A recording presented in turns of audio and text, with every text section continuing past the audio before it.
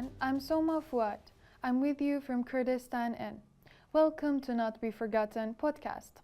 Today we will talk about the life and challenges of Mr. Kamal Omar Aziz, a Peshmerga and a teacher. Welcome and I hope you enjoy another episode. Kamal Omar Aziz was born in 1963 in Ikmal village, where he completed primary school. In the same year, tragedy struck when an air raid destroyed his family's home. His parents and brother were killed, leaving Kamal with his 4 sisters. In 1982, Kamal was accepted into the Agriculture University in Mosul. However, during the Iraq-Iran war, the government attempted to conscript students into the military, threatening his education and future. In 1977, Kamal joined the PDK. Although he was very young, his involvement was driven by the circumstances of living in a PDK stronghold.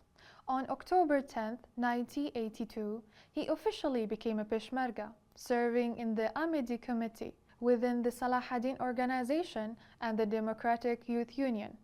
When Kamal expressed his desire to continue his education, he was told he would have to join the army and relocate to Baghdad. Refusing to comply, he fled from Ahmadi to Tuhok and then to Zakho, where he gathered supplies from there. From there, he returned to his village in the Peshmerga-controlled area, armed himself and fully committed to the Peshmerga cause. Alongside his duties as a fighter, Kamal also served as a teacher in the revolutionary areas. The revolutionary leaderships recognized the urgent need for education in their territories. They decided that any village with available teachers and space should establish schools. In Ikmal village, with the support of the villagers and the first branch of the PDK, a primary school for grade 1 to 3 was opened. Kamal and 4 friends taught 76 students, gathering supplies and receiving support from both the community and the parties. Kamal's work was driven by a profound sense of Kurdish nationalism and a desire to serve his country and people, and the revolution. His efforts were entirely voluntary, motivated not by personal gain, but by a commitment to fight oppression and secure a better future for his nation. The event that had the greatest impact on Kamal was the Anfal campaign in 1988. During this brutal campaign, he and countless others were forced to abandon their villages. Despite the Iraqi regime's immense power, it was the chemical attacks of the Anfal campaign that inflicted the most devastating blows on the revolution. During that time, Kamal lost a lot of school records he had worked so hard to archive. His 3-year-old son, 2 of his sisters, and his stepmother were captured by the Iraqi government. Kamal, his wife, and their daughter became wanderers, eventually fleeing to the Mardin camp, where they lived for 4 years. Even in the camp, Kamal continued his work as a teacher. But those years remained his worst memory, leaving behind his home, village, and country powerless to protect them. Despite these hardships, Kamal remained committed to education and the revolution. At the Mardin camp, he taught both boys and girls, instilling in them the sense of Kurdish nationalism. The school curriculum included Kurdish history, the national anthem, and other essential subjects. With 86 students from grade 1 to 4, the school was strategically located at the edge of the village, hidden among trees to avoid detecting by enemy planes. Kamal and his team took great care to protect the children. Students were instructed to walk to school in pairs and leave the same way, to avoid attracting attention from enemy aircraft. Sheltering were built around the school to protect against bombing.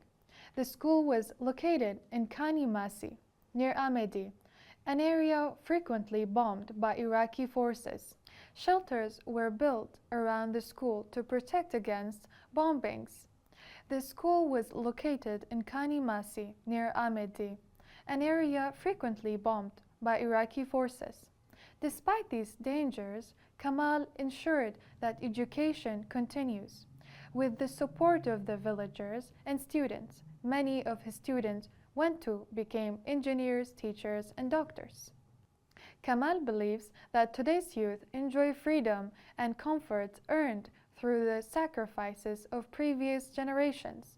He hopes they will remember the struggles of the past, honor the efforts of their ancestors, and strengthen their Kurdish identity while committing themselves to the future of their land and people.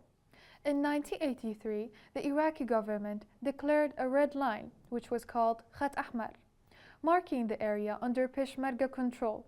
The Peshmerga's power grew, and many regions were liberated with the support of the PDK. Schools and even a hospital was established, creating a semblance of self-governance in the revolutionary areas.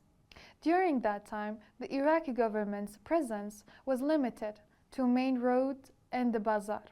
Even then, their patrols lasted only from 8 a.m. to 2 p.m., as the Peshmerga frequently ambushed them. This success motivated more people to join the revolution, fighting for their rights and freedom.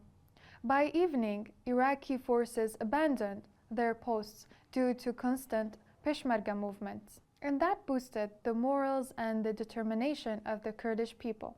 Kamal's story is a testament to the resilience and dedication of those who fought for Kurdistan freedom.